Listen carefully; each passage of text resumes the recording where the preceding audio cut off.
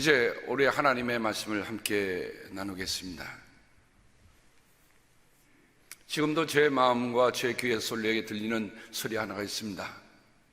바로 논산 연무대에서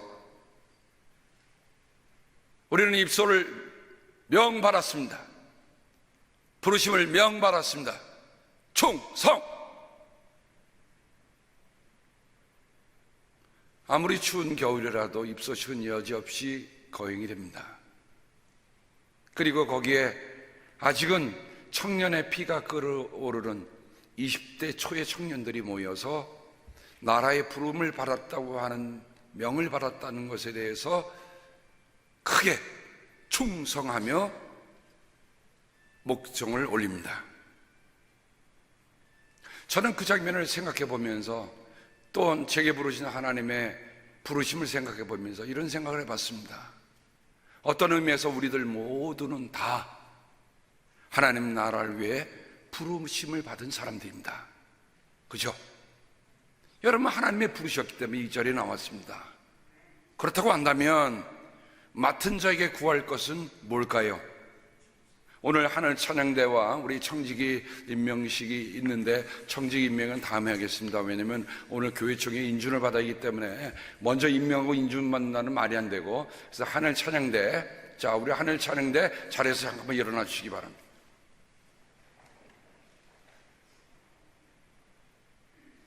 여러분은 하나님의 나라를 위해서 하늘 찬양대로 부르심을 받았습니다.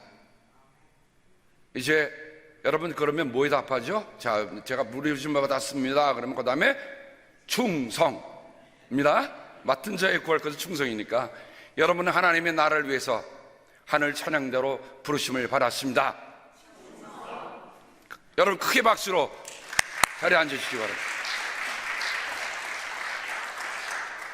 세상에 어느 교회에서도 이렇게 간단한 임명식이 없겠지만 실은 가장 중요한 것은 길고意義 있는 게 아니에요. 짧지만 우리 삶 속에 하나 담겨있는 충성이라는 말.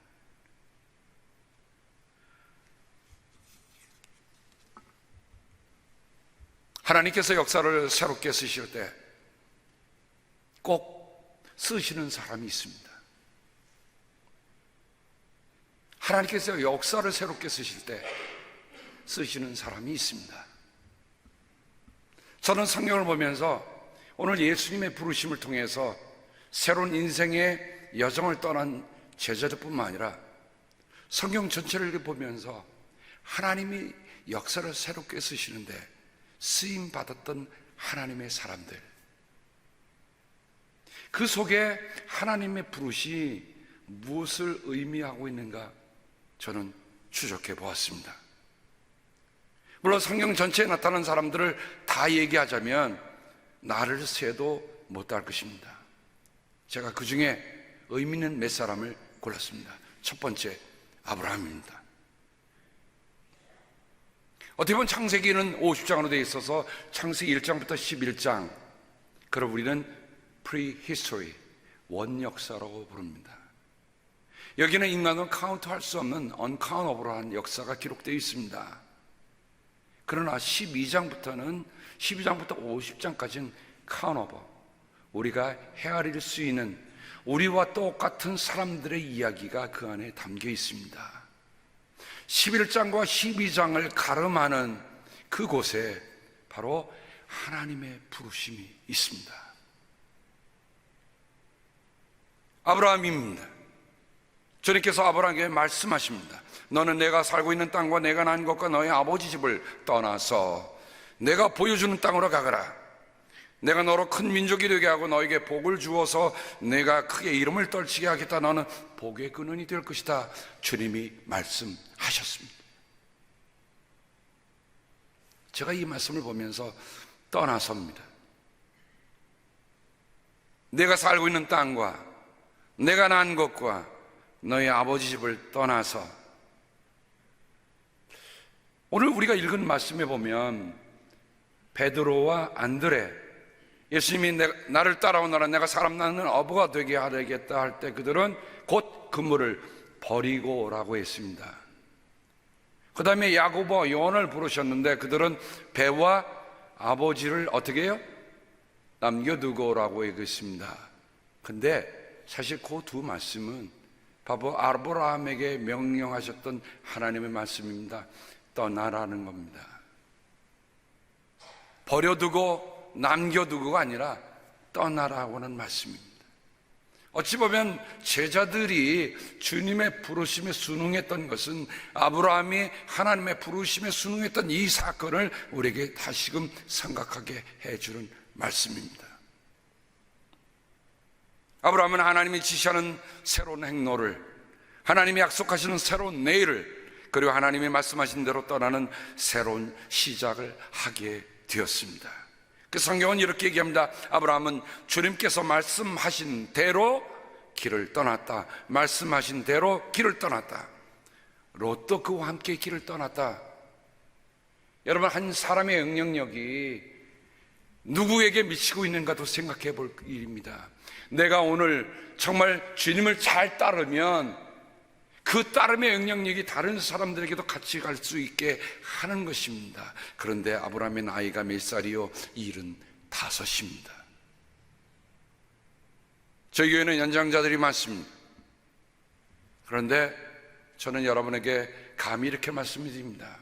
아브라함이 새로운 인생의 여정을 시작한 시 75세였다. 75세 안 되신 분은요, 조금 더 기다리세요. 75세에도 하나님의 부르심으로 새로운 역사를 써가는데 쓰임받을 수 있다는 일들이 얼마나 세상이 캘큘레이트 하는 것 같고 너무 다른 방식인가? 만일 여러분 같으면 누구를 가나겠어요? 좀 지위가 있는 사람, 명예가 있는 사람, 힘 있는 사람, 재력가를 고를지는 모르겠습니다만은 하나님은 그렇지 않았어요. 75세 된 아브라함 선택하시다는 거예요. 그러니 하나님의 시작하는 첫 역사부터도 우리의 생각과 너무도 다르시다는 것을 우리가 알게 됩니다. 두 번째 사람은 야곱입니다. 야곱의 부르심을 보면 하나님이 야곱을 꿈에서 나타나게 하십니다. 그래서 주님께서 그 층계 위에 서서 말씀하셨다. 좀 앉아서 권위 있게 말씀하실지 왜 서서 말씀하셨을까 하는 생각도 들게 하는 말씀입니다. 하지만 그 말씀이 얼마만큼 야곱에게 강하게 다가오듯이 앉아서 느긋하게 말씀하신 게 아니라 정말 지금은 아버지 집을 도망쳐서 외삼촌의 집으로 떠나는 야곱에게 그 층계 위에 서서 말씀하시는 하나님의 모습이 너무 눈에 선하지 않습니까? 그러면서 하나님이 말씀하십니다. 나는 주 너희 할아버지 아브라함을 보살펴준 하나님, 너희 아버지 이삭을 보살펴준 하나님이다. 내가 지금 누워있는 이 땅을 내가 너와 너희 자손에게 주겠다. 너희 자손이 땅에 티끌처럼 많아질 것이며 동서남북 사방으로 퍼질 것이다. 이 땅의 모든 백성이 너와 너희 자손 덕에 복을 받게 될 것이다. 야곱에게 주신 말씀 가운데 복도 중요하지만 그 다음이 더 중요한 겁니다. 내가 너와 함께 있어. 내가 어디로 가든지 너를 지켜주며 내가 너를 다시 이 땅으로 데려오겠다. 내가 너에게 약속한 것을 다 이루기까지 내가 너를 떠나지 않겠다. 여러분, 이보다 더한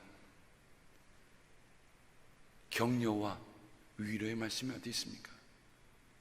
야곱은 지금 새로운 삶을 살아갈 도망자로 가는 그 길에 있어서 어떤 일이 펼쳐질지 모르지만 그가 정말 귀향할 때 어떤 마음으로 돌아올 수 있었는가 하는 걸 생각해 보면 바로 이 말씀 하나가, 주님이 말씀하신 그 부르심 하나가 야곱의 인생의 전체를 꼭 붙잡아주는 말씀이 되었다. 야곱의 응답은 어떻습니까? 성경에 보면 야곱은 다음날 아침 일찍이 일어나서, 그 다음 읽어도 그냥 그 한 명만 생각합시다. 얼마나 그 부르심이 내 마음속에 고동치길래 자다가 꾼 꿈이지만 아침 일찍 일어나 단을 쌓고 하나님께 예배를 드립니다. 단이라고 해서 무슨 많은 게 아니죠. 자기가 베고 잤던 그 돌비기를 단으로 쌓고 거기에서 하나님께 서원하는 기도를 합니다. 하나님께서 저와 함께 계시고 제가 가는 이 길에서 저를 지켜주시고 먹을 것과 입을 것을 주시고 제가 안전하게 저희 아버지 집으로 되돌아가게 해주시면 주님이 저희 하나님이 되실 것이며 제가 기둥으로 세운 이 돌이 하나님의 집이 될 것이며 하나님께서 저에게 주신 모든 것에서 열의 하나를 하나님께 드리겠습니다. 뭡니까? 야곱의 서원입니다. 서원이라는 건 뭡니까? 내 힘으로는 부딪혀서 내 능력으로는 할 수 없어서 하나님의 도우심을 강하게 요청할 때 하나님, 나는 이 끝에 라인에 서 있습니다. 더 물러설 수 없는 아이입니다. 그런데 내 힘으로 할 수 없으니 하나님 도와주십시오. 도와주시면 하겠습니다. 어찌 보면 우리가 보면 뻔뻔한 협상 같지만 여러분, 이 뻔뻔한 협상이라 할지라도 하나님은 그것을 거룩한 협상으로 받아주신 겁니다. 왜 그렇습니까? 하나님과의 대화잖아요. 할아버지를 돌보셨던 하나님, 아버지를 돌보신 하나님이 라고 말씀하신 그 하나님께 내 할아버지가 어떻게 살아왔어? 내 아버지가 어떻게 살아왔어? 야곱이 모릅니까? 알았어요. 알았기 때문에 장제 축복을 원했던 게 야곱 아닙니까? 정말 우리가 하나님 앞에 정말 그런 뻔뻔한 협상을 할 수 있을 정도로 정말 믿음에 보여준 그 거룩한 본보기가 있기 때문에 하나님께 구할 수 있었지 않았겠는가. 세 번째 사람은 모세입니다. 우리가 잘 아는 가라 모세. 모세는 어디에서 하나님을 만납니까? 그 양떼를 물고 하나님 산 호렙산에 갔다가 거기에서 가시떨과 이는데 떨기에 불이 붙었는데 떨기가 타지라는 거예요. 나무가 타지라는 거예요. 가까이 가면서 하나님을 만납니다. 하나님께서 떨기 가운데서 모세야 모세하고 그를 부르셨다. 그리고 저는 그 다음에 보니까 하나님이 또 말씀하셨다. 그 다음에 또 말씀하십니다. 주님이 다시 말씀하셨다.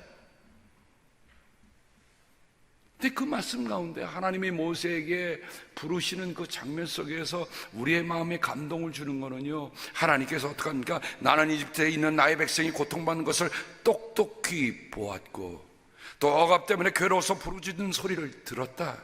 그러므로 나는 그들의 고난을 분명히 안다.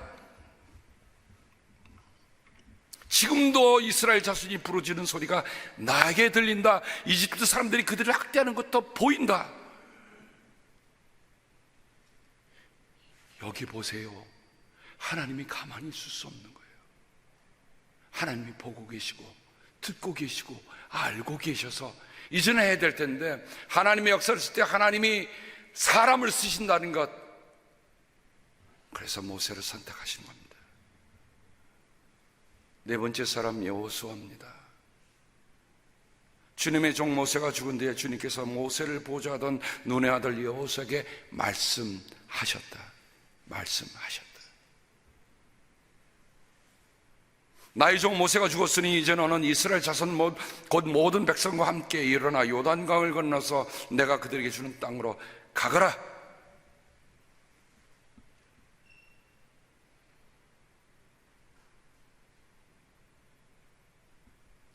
그러면서 주님이 어떻게 할 것인가를 얘기하시면서 거기에 남기셨던 말씀이 있죠. 내가 사는 날 동안 아무도 너의 앞길을 가로막지 못할 것이다. 내가 모세와 함께 하였던 것 같이 너와 함께 하며 너를 떠나지 아니하며 버리지 아니하겠다. 여러분, 여호수아는 모세를 부관으로 40년 동안 함께 따라다니면서 눈으로 보고 체험했던 사람입니다. 엉토당토 없이 엉뚱한 사람이 골라졌다는 것이 아니죠. 하나님의 크신 출애굽의 역사에 종지부를 찍을 수 있는, 완성할 수 있는 사람으로 여호수아라고 하는 사람을 택할 때는, 그 여호수아가 사두 거슬러 올라가면 40년 전에 그 광야를 출발할 때 모세의 부관으로 함께 있었던 사람입니다. 사랑하는 성도 여러분, 하나님의 사람을 가까이 하세요. 세상의 사람을 가까이 하지 마시고 하나님의 역사를 따르는 사람들을 가까이 하세요. 그러면 그 영적인 영향력이 내 삶에 함께 할 것입니다. 세상의 사람들은 먹고 마시고 즐기고 세상의 돈을 위해서 살아가지만, 달리 말하면 땅의 일을 위해서 살아가지만, 하나님의 사람들은 하나님의 일을 생각하며 산다는 것입니다. 굳세게 용감해라. 내가 이 백성의 조상에게 주기로 맹세한 땅을 이 백성의 유산으로 물려줄 사람이 바로 너다. 하나님이 그 수많은 사람 가운데서 It is you. 저는 이 말씀이 오늘 우리에게 들려지기를 바랍니다. 우리가 주님의 몸된 교회를 위해 기도할 때 어떤 교회에 부족한 부분이 보이고, 어떤 허술한 부분이 보이고, 어떤 연약한 부분이 보이고, 고쳐질 부분이 보인다고 할 때, 여러분 혹시 이런 음성은 안 들으십니까? 그것을 그렇게 할 일은 바로 너다. 교회 자리가 비었다고 썰렁해 느껴지시는 분은요, 바로 하나님이 그것을 보게 하셨어요. 그럼 그 자리를 누가 채우면 됩니까? 본 사람이 채우면 돼요.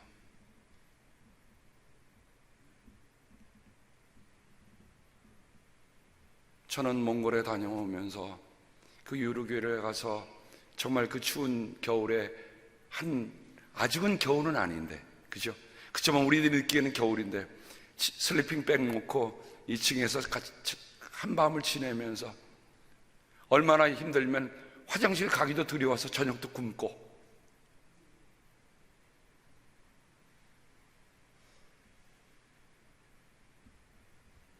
하지만 그들을 보면서, 그 아이들을 보면서 저는 그 아이가 바로 내 어린 시절이라 느껴졌고, 내가 어릴 적에 미국으로부터 원조받았던 일들, 옥수수빵, 밀크, 심지어 저는 어릴 적에 입었던 옷이 미군 군복 줄인 거 입었어요. 아버지가 줄여줘 갖고 멜빵 바지 만들어 갖고. 그러다가 가끔 가다가 지나면 미국 군인이 저를 이뻐해 줘 갖고요, 군대 부대 들어가서 식당에서 같이 밥도 먹였어요. 3레이션 박스 거기에요, 지금 입에 침이 도는 한가득 들어있는 미군 병사 음식을 저에게 안겨줬어요. 그래서 저는 지금도 초콜릿을 잘 먹어요. 남들은 달아서 안 먹는다는데 어릴 적에 먹었으니까 잘 먹죠.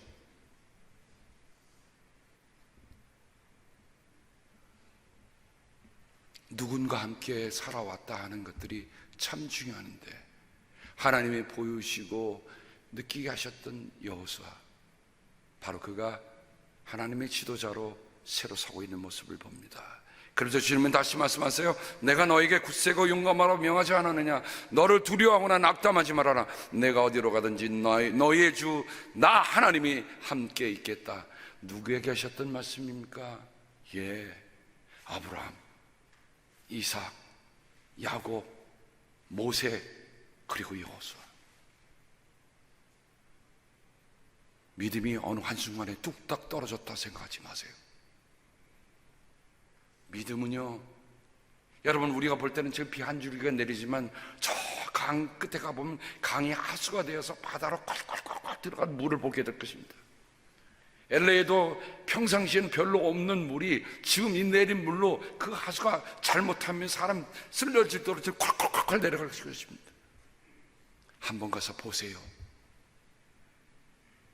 우리의 눈은 제 비 한 줄기, 비 두 줄기를 보고 있는 거지만 실은 땅을 지축을 쪼개면서 가는 강물이 흐르고 있다는 것입니다. 하나님의 부르심이 이와 같습니다. 하나님은 한 사람만 부르는 게 아니에요. 아브라함만 부르신 게 아닙니다. 하나님은 아브라함, 야곱, 모세, 여호수아, 그리고 오늘 정말 저는 이 하나님의 사람만큼은 꼭 소개하고 싶은 사람이 있습니다. 바로 사무엘입니다. 사무엘, 정말 하나님의 전에 와서 눈물로 기도했던 그 여인, 어느 것도 위로가 되지 않았던 그 여인, 하나님께 기도하면서 하나님께서 너에게 아기를 주실 것이다 믿고 떠났던 그 여인, 한나가 아기를 가졌을 때에 이제 매년마다 실로로 올라가서 하나님께 희생제사를 드리고 번제를 드리고 예물을 드리는 데인데 아기를 낳았던 한나는 그에 올라가지 않는다고 합니다. 부부간의 대화를 들어보시죠. 나는 아이가 젖을 뗄 때까지 기다렸다가 젖을 뗀 다음에 아이를 주님의 집으로 데리고 올라가서 주님을 뵙게 하고 아이가 평생 그곳에 머물러 있게 하려고 합니다. 나는 그 아이를 평생 나신으로 바치겠습니다. 아니 어떻게 낳아나는데요? 또 아이를 낳으라는 보장이 어디 있습니까? 하나밖에 없는 아이인데 아직 지금 품에 안고 있는 이 아이, 그것도 뭐 커서가 아니라 젖대고 기저귀 때문에 보내겠다는 겁니다. 남편 엘가나가 아내에게 이렇게 얘기합니다. 참, 두 부부가 나누는 이 신앙적인 대화를 생각해 보세요. 당신 생각에 그것이 좋으면 그렇게 하시오. 그 아이가 젖을 뗄 때까지 집에 있으시오. 주님께서 당신 말대로 이루어 주시기를 바라오. 야, 부부간에 나누는 이런 대화, 가슴이 말이죠, 가슴이 따뜻해지고 뭉클해지는 것을 느낄 수 있었습니다. 그리고 아이가 젖을 뗐을 때 하나는 그 아이를 데리고 사무엘을 데리고 실로로 옵니다. 그러면서 한 말입니다. 제사장 엘리 옆에 앞에서 제사장님, 나를 기억하시겠습니까? 주님께 기도를 드리려고 그곳에 와서 제사장과 함께 서 있던 바로 그 여자가 나입니다. It's me. It is I. 어쩌면 대제사장 엘리야는 까마득히 잊어버렸을 이야기입니다. 그런데 그 순간에 엘리도 번쩍 정신 들었겠죠. 아이를 낳았다고 해달라서 기도했는데 주님께서 내가 간구한 것을 이루어 주셨습니다. 그래서 나도 이 아이를 주님께 바칩니다. 이 아이의 한평생을 주님께 바칩니다. 제가 이 글을 읽으면서요, 눈물이 나더라고요. 하나님 앞에 간절하게 구웠던 그 아들인데 간절하게 들어주신 그 기도가 감사해서 하나님께 자기의 자식을 한평생 드리겠다고는 어머니 마음, 이제는 내 품에서 자식이 아니라 하나님께 드리니 그 아이를 언제 볼지 어떻게 합니까? 여러분, 사무엘이 이스라엘 역사의 위대한 마지막 사사요 첫 예언자로 섰던 데에는 바로 이 어머니 한나의 눈물의 기도와 하나님께 드리는 희생이 있지 않았었다면 사무엘은 없었어요. 어린 사무엘이 성소에서 잠을 잡니다. 사무엘아, 사무엘아. 어린 사무엘은 갑자기 부르는 소리를 듣고 제사장에게 달려갑니다. 부르셨습니까? 제가 여기 있습니다. 그런데 엘리는 얘야, 나는 널 부르지 않았어. 들어가서 누워라. 잠들은 어린 사무엘인데 또 소리가 들리는 거예요. 근데 거기 성경에 보면 첫 번째, 두 번째 있고 세 번째, 전에 이때까지 사무엘은 주님을 알지 못하였고 주님의 말씀이 그에게 나타난 적도 없었다. 엘리 제사장이 그 아이를 데리고 뭘 한 겁니까? 가르쳤어야죠.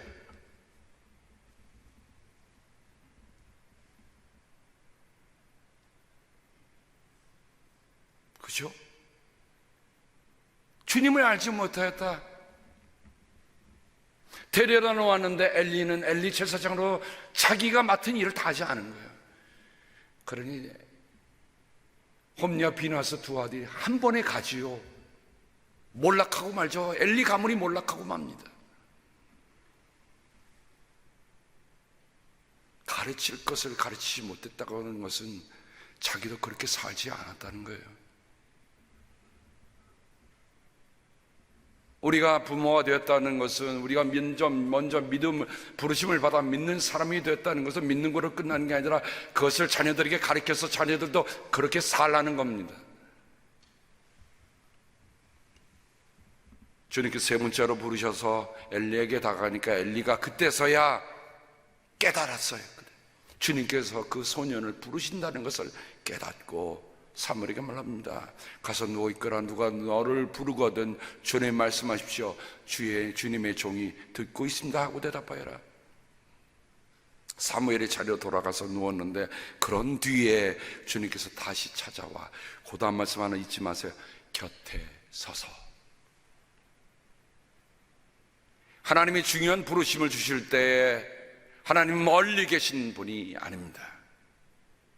하나님은 곁에 서서. 사도행전 28장에 보면 유라굴로 광풍을 만나서 그야말로 난파된 뱃속에서 이제는 목숨이 위태로운 지경에 놓여있는 그 뱃속에서 다윗이 의연하게 일어났던 말이 뭡니까? 여러분 용기를 내십시오. 용기를 잃지 마십시오.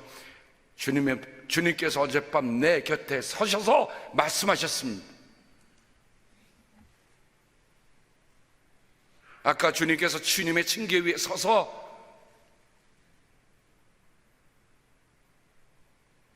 어린 소년에게도 주님께서 서서 바울에게도 서서 하나님의 부르심은 멀리서 들리는 무슨 산메아리가 아닙니다. 내 곁에 서셔서 부르시는 하나님의 부르심이에요. 그게 오늘 예수님의 제자들을 부르셨던, 자, 예수님이 갈릴리 호수를 지나가다가 지금 어부인 시몬과 안데를 부르십니다. 예수님 멀찍이서 부르십니까? 아니에요. 곁에 서서 그들을 부르십니다. 나를 따라오너라. 나는 너희를 사람 낚는 어부로 삼겠다.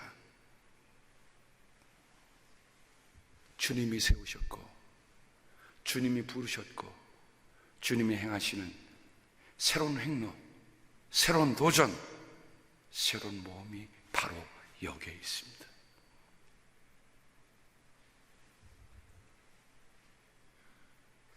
그 다음 말씀 예수께서 그들을 데리고 어떻게 합니까? 그들을 데리고 온 관리를 두루다니면서 그들을 회당에서 가르치고 하나님 나라를 복음을 선포하며 백성 가운데서 모든 질병과 아픔을 고쳐주셨다. 아픔이란 말은 병이란 말도 되지만 약함을 얘기하는 겁니다.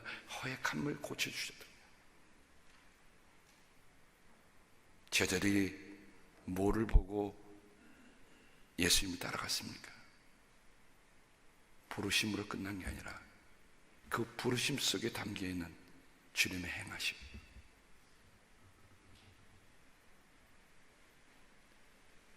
어떤 의미에서 우리 모두는 다 주님의 부르심을 깨닫고 따라가는 주님의 제자들입니다. 뭘 보셨습니까? 무엇을 들으셨습니까? 무엇을 아셨습니까?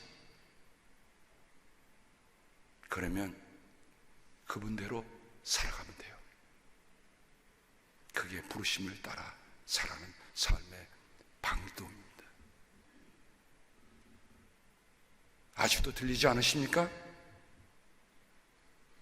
성서모임에 오세요. 친절하게 가르쳐 드리겠습니다. 모른다고 저는 한 번도 얘기한 적 없어요. 하지만 오늘만큼은 말씀드려야 되겠어요. 왜? 평생 데리고 다니고 있어도 주님의 음성을 알아듣지 못하는 그 소년을 데리고 있는 엘리처럼 저는 그렇게 살고 싶지 않아요.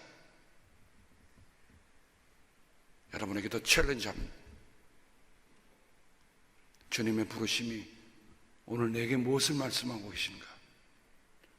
들으세요. 들으면 듣는 대로 예수님이 사시는 것을 따라 살아가십시다. 기도합니다.